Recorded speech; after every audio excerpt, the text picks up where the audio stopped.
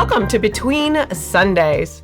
I'm Beth Ortiz. And I'm Tim Beck. And today we are really excited to be talking to you about one of our favorite topics, which is, I'd say, an attribute of disciples, which is about holy curiosity. Holy curiosity, for sure. Yeah, I'm really actually curious about the way you said that, but we are not getting into that right now. We'll talk about it a bit. Just slowing it down? Yeah, just meditating on holy curiosity so far. Well, but to open us today, we have a top 10 that I honestly know nothing about. Right. And so Tim's going to walk us through this. We'll see her reaction. This is his area of movies and TV shows or something. Yeah, so the top 10 pop culture TV moments that perfectly parallel church life. So we're going to see if I agree with this. Right. All right, number 10, Survivor. I have heard of it. Outwit, Outlast, Outplay, which is basically a church council budget meeting in a nutshell. I'm just going to say I'm really glad we wear more appropriate attire in church than what I've seen in those commercials. On Survivor? Well, they are stranded on an island. So. I'm also glad we're not stranded on islands and we have better food. We don't have to fight for our food. That's true. So I'm going to disagree. Okay, number 9. There's no agreeing or disagreeing. I'm disagreeing. It's just response. Okay, number 9, Avengers Endgame. Whatever it takes. Shout out to all the volunteers that show up early to set up chairs. Is this the thing with like the glove and the like stones in it? Oh, yeah, I think. So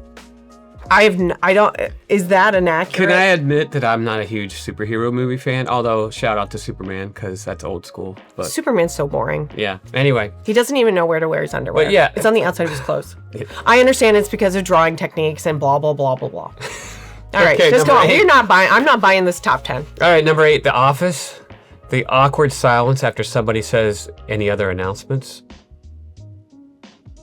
You know the Jim reaction? He's usually like leaning back like this, and then he like looks to camera. All right, number 7. Let's see if you know this one. Stranger Things. It's a TV show. Never seen it. The mysterious smell in the Fellowship Hall fridge. I've seen Stranger Things in a church. What's the strangest thing you've seen in a church?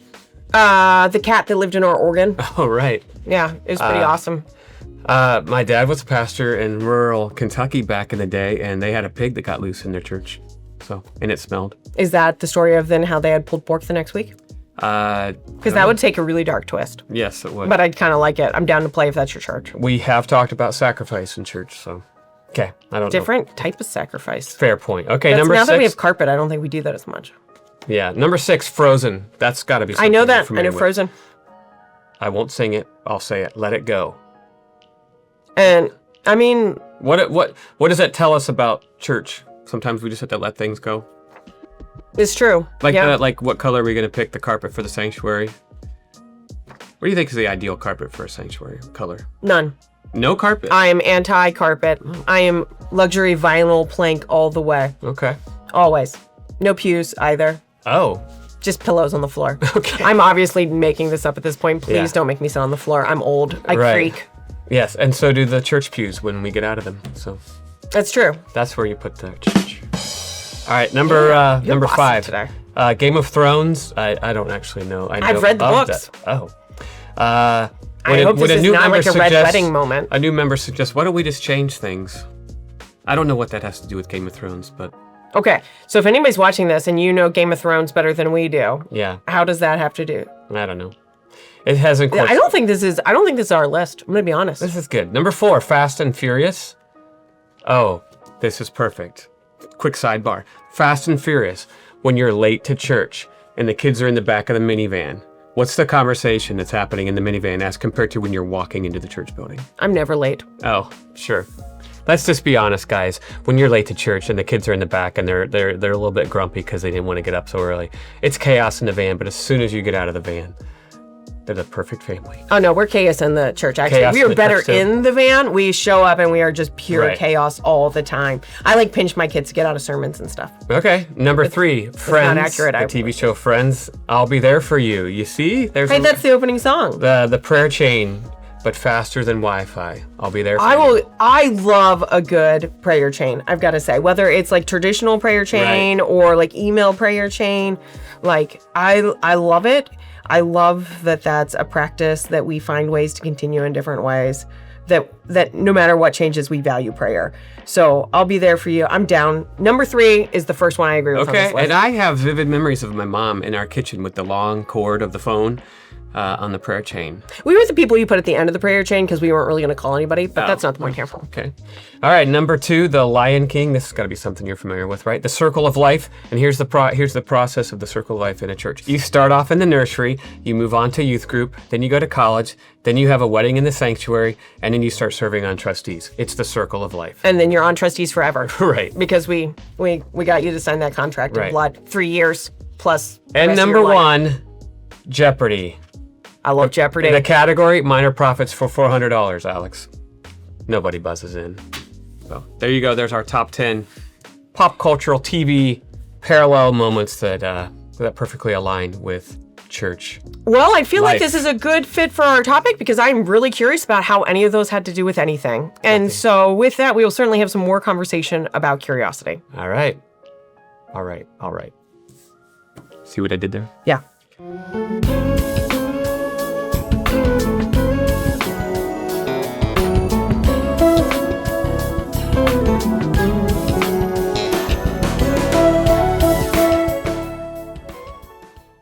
All right. So curiosity.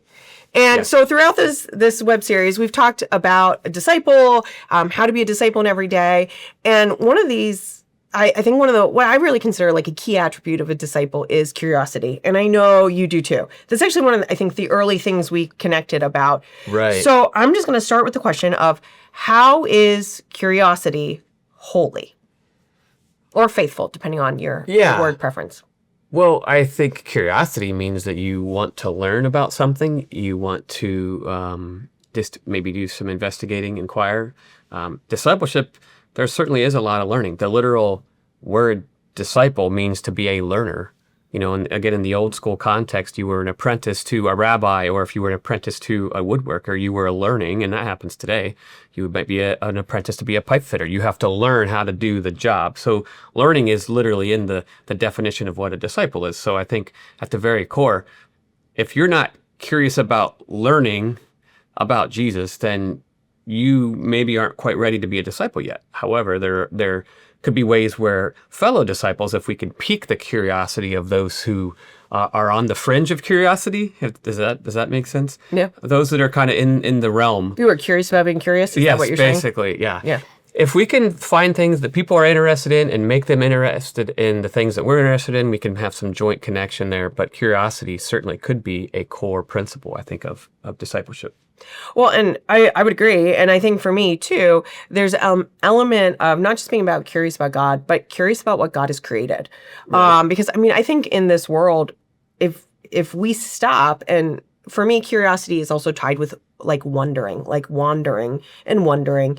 Right. And so there are a lot of things in this world that when we stop are pretty amazing. And that includes our fellow human beings. And so I think, we can be curious about God. And then also sometimes those entry points are being curious about creation or the different elements of that, or even our fellow people. But I think that is too, for me, part of it is, we're not meant to journey alone, I don't believe, as disciples. And so being curious about each other really helps us walk together better. And not being necessarily curious for the point of like learning so that we can be right, or we can change your mind, but just curious on how maybe we think different, or how we interpret a scripture differently, which can be so interesting.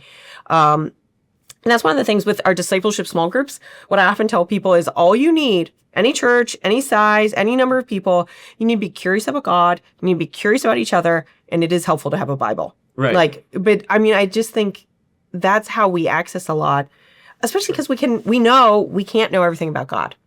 So if we stop being curious because we think we know it all, I think that's a risk there. Oh, that just triggered a memory. I remember, so I've been in youth ministry for many years, and one of my first years in youth ministry, there was a child in the church, a teenager, who had stopped coming to youth group, and I was just like, hey, I'd really like you to be, come on back to youth group, that kind of thing, like a good youth leader would do, trying to reach out. Like a paid employee. Yep. Right, exactly. Mm-hmm. Get them to come to youth group. And I remember talking to their parents, and they were like, oh, well, our daughter, she kind of already knows everything that she needs to know, so I think she's good for now. And, of course, I was like in my early 20s, and I didn't really exactly know how to respond to that, but I remember like that emotion of feeling like, Do we ever really learn all that there is to learn about God? And certainly not as an 18-year-old. I mean, I don't think as a 88-year-old or a 98-year-old. I mean, I think that's actually kind of a really cool part of our faith is that you can explore it every day. Keeps it fresh. And find new things. But kind of along those lines, I mean, that's a different side of it. But often kids are more curious. Like my kids ask so many curious questions about God and creation. Why do you think as adults sometimes we lose our curiosity? Okay, this is good. I think comfort is part of it. We just sort of get comfortable in our positions, in our churches, in our faith life that we get into routines. Routines aren't bad by nature. Certainly rituals aren't bad. But we all are, what's that word? Creature comfort. We get into this space in our life where we just sort of go through the motions. And if we're not careful, then the motions lose the meaning. And so if we lose that sense of holy curiosity, is there really a lot of depth, perhaps, to how we're expressing our faith? Is it a mile wide and an inch deep? I think we need to keep, and I guess the way to combat that, I would say, to circle back, is through having conversations with people that aren't like us. Yeah. I mean, if you think about it, why is it so hard for people in our churches? And we know this is something that happens. It's hard to leave the comfort of the church to go out and to establish new relationships with new people. Yeah. How could we in the church do a better job of piquing the curiosity of those outside the church walls? Yeah. So you said routine, and that really triggered something for me. I feel like sometimes we lose curiosity because we replace it with efficiency. Oh. Like we want to move through what we're doing. Gotcha, yeah. And because we're trying to keep schedules and because curiosity is not on a time frame either. Like once you start wondering about something and asking questions, it's going to lead you to depth, and that's going to pull off schedules and things like that. Asking questions can derail our comfort, can derail our rituals, our routines. Yeah. So, but along that line, I mean, a lot of times too, I think people relate maybe like curiosity for beginners. But so how then, in like one sentence, would you say, is it possible to be deeply committed to something like our faith and still be curious? Well, I could parallel it to other aspects of our life. Like I could ask you what's something you're curious about, just in life in general. What would you say? Dogs. Okay. And if you ask me, what's something you're curious about? I'd say music. There's always something more that I could learn about the things that I'm interested in. And of course, now in today's climate, we have infinite access to information, whether that be good or bad. But we have access to information to learn new things.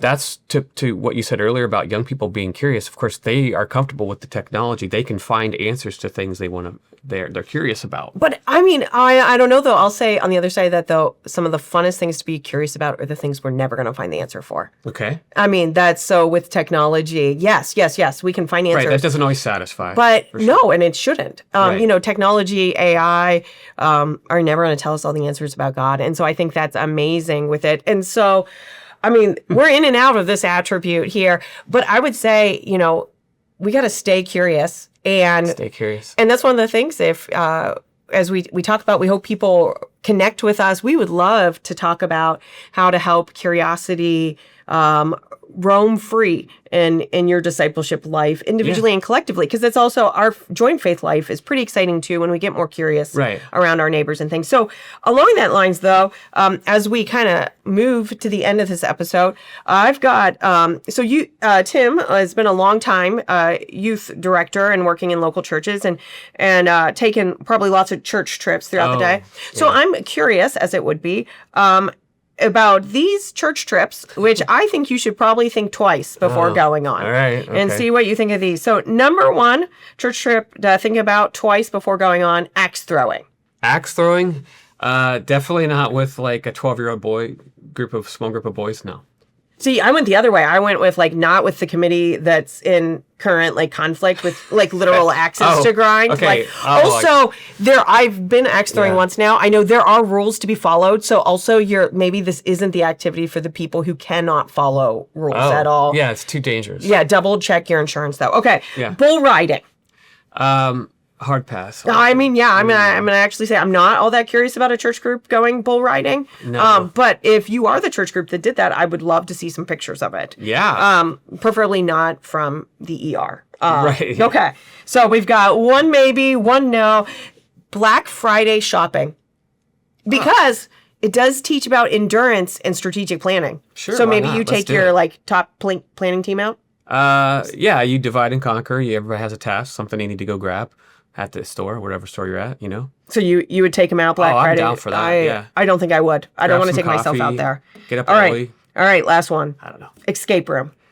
Escape room, absolutely, 100%. Teaches teamwork. Oh. You got to work together. 100% no. I'm not being locked in a room with any of you. Like, ever.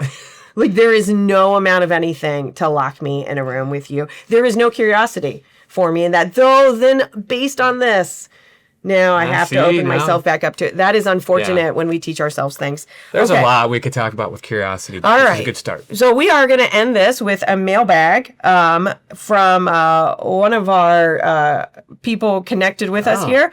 And it is, what are your pet peeves about church life? Ooh. So I'm going to be honest. Mine would be hymns played slower than they're meant to be played. And also what I call congregational drag, which means you sing the third verse slower than the first. Yeah. And by the fourth one, I'm crying inside. Yeah. Okay, that's a good one. Yeah, it's hit or miss with the pace of any given hymn. I see you're just trying to avoid answering this question. No, I got something. I was thinking about the special parking space in the parking lot that has like a sign that says it's reserved for so and so. Like Bob, reserved Like for let's Bob. just say it's reserved for Bob, or sometimes it's reserved for the pastor or whatever. We can walk. What but- about reserved for guest? Are you okay with that reserved one? for guests are fine too, but I'm talking about like the one. There's no privilege. There should be no privilege in the parking lot. It's just a parking lot. It is just a parking lot. Park in Well, the back. Walk. all right. Well, Get your with steps that, thank you for joining us for this video.